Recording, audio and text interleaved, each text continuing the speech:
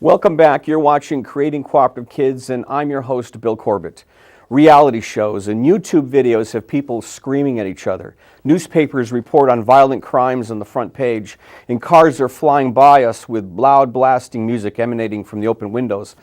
I loved riding my motorcycle, but if one more Harley roars past my office window and knocks me off my chair, I may have to move to a deserted island. Amidst all this noise around us, what does it take to raise a more peaceful and balanced child? Here are 10 things any parent can begin doing immediately to accomplish this goal. Peace is not something that you force on someone. It actually comes from within. And so parents can't force a child to become peaceful. That's got to happen on its own.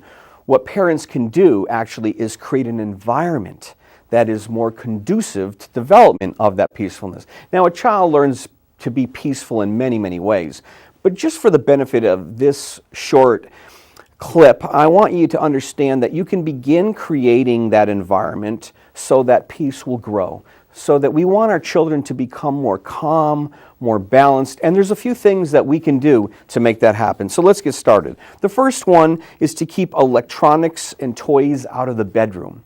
I know parents will argue this one with me, but you've got to have a place where a child can go that's their own, a place where they can go to calm down, where they can be quiet. And removing the electronics from bedrooms is one of the first steps in doing that. I even encourage you to remove toys from the bedrooms because that becomes a busy play area. Bedrooms should be a place where they can go and lie on their bed and stare at the ceiling, where they can read. I'm okay with having books in there, but create that environment that'll start to grow that peace. Number 2, I encourage you to listen to your child more than talking. We talk way too much. And when we do that kind of thing and we speak too much to our children, they actually begin to tune you out. And they actually don't listen to you, so it actually works in a counterproductive way in parenting. To really develop peacefulness in a child requires them to go in here for the answers, not from you all the time. Now, of course, there's times when we do have to instruct our children, but I just encourage you to lecture a little less and let them come up with solutions on their own. Number 3, to minimize audible and visual noise at home. I know people who turn on the television, first thing they get up and that thing is on all day, or the radio. And I know this isn't an issue in psychology because some people need to fill that void for their own sense of peace. But don't transfer that onto your kids. Let them develop their own sense of peace on their own. The less audible noise that we've got firing off around us, the more the child's able to concentrate on the thoughts, on their inner voice, on their guidance system, and to be able to go there to find the answers to situations that they're looking for. So again, more peace and calmness in the home and less audible noise. The next one, let's minimize clutter around the house.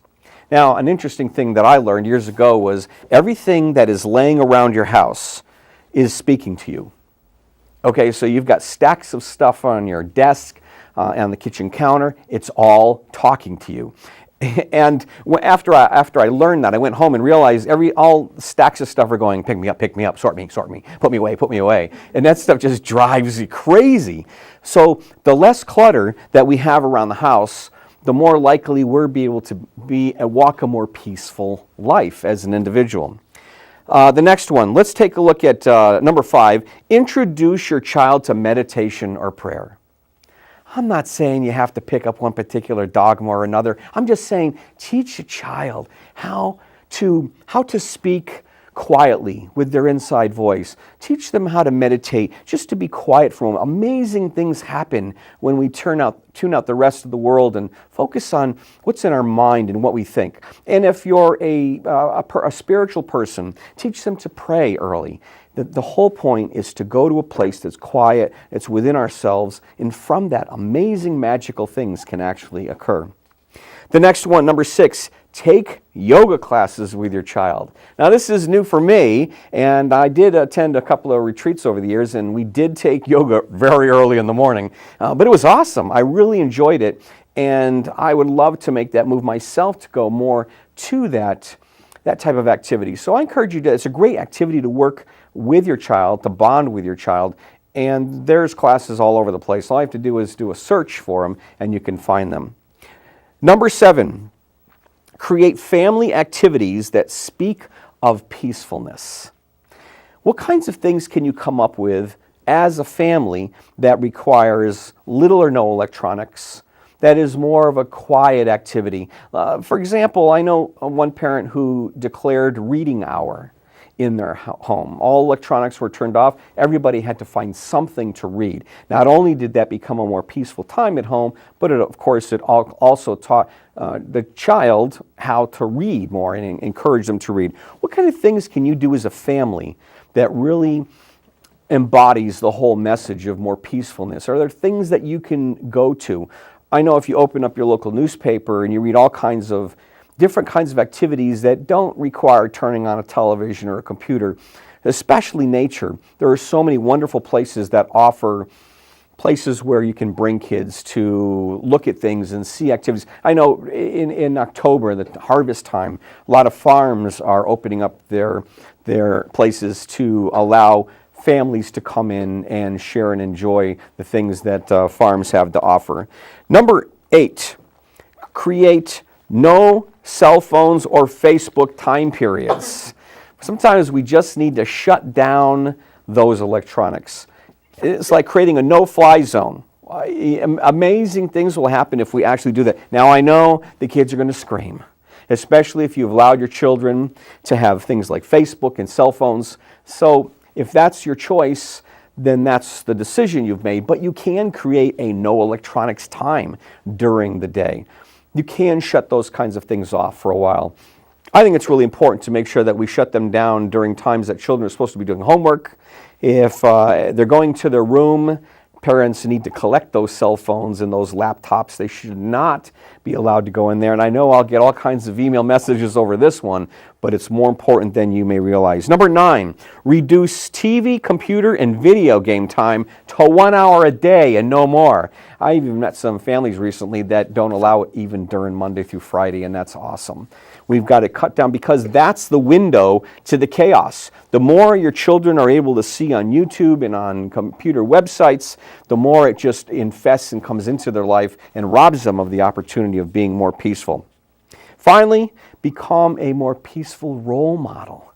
No better way to teach your children to become more peaceful than for you to first become peaceful.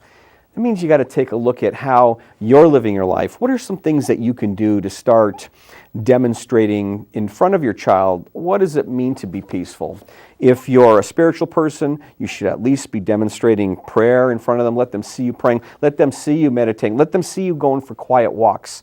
Let them see you shutting the television off. It's really hard if you're watching reality TV all night and you're telling the child they can't watch television. So just an examination of some things that you can do and start doing right away to start demonstrating your child. Be that role model that you want them to see so that they too will begin to take on those kinds of activities. I know it's hard, but do it anyway. Raising a more peaceful and balanced child may require taking some measures that may feel uncomfortable at first.